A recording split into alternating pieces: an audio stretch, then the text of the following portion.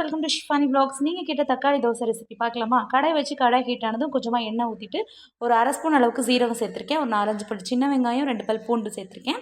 சேர்த்துட்டு இதை நல்லா வதக்கிக்கோங்க.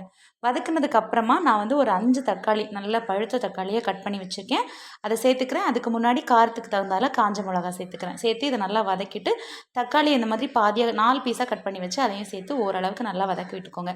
தேவைப்பட்ட புளி சேர்த்துக்கோங்க, தேவைப்படலைன்னா அப்படின்னு சேர்த்துக்க வேண்டாம். மாவு ரொம்ப புளிப்பாக இருந்துச்சுன்னா புளியை ஸ்கிப் பண்ணிடுங்க. கொஞ்சமாக உப்பு சேர்த்து இது எல்லாத்தையும் ஒரு வாட்டி நல்லா வதக்கிட்டு ஆற விட்டுக்கோங்க.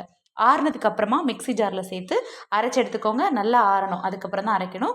நம்ம எடுத்து வச்சுருக்க இட்லி மாவு, தோசை மாவு எதில் இருந்தாலும் கலந்துக்கிட்டு அதுக்கப்புறமா தோசைக்கல்லை ஹீட் பண்ணி ஊற்றி எடுத்தோன்னா சூப்பராக வரும். முருகலாகவும் சுடலாம், நல்ல மொத்தமாக சுட்டு எடுக்கிறதா அந்த மாதிரியும் சுட்டு எடுக்கலாம், சூப்பராக வரும். சைடிஷ் எதுவுமே தேவையில்லை. நான் வந்து சைடில் சாம்பார் வச்சுருக்கேன். நீங்களும் ஒரு வாட்டி ட்ரை பண்ணி பார்த்துட்டு எப்படி இருக்குன்னு சொல்லுங்கள். தேங்க்யூ, பாய்.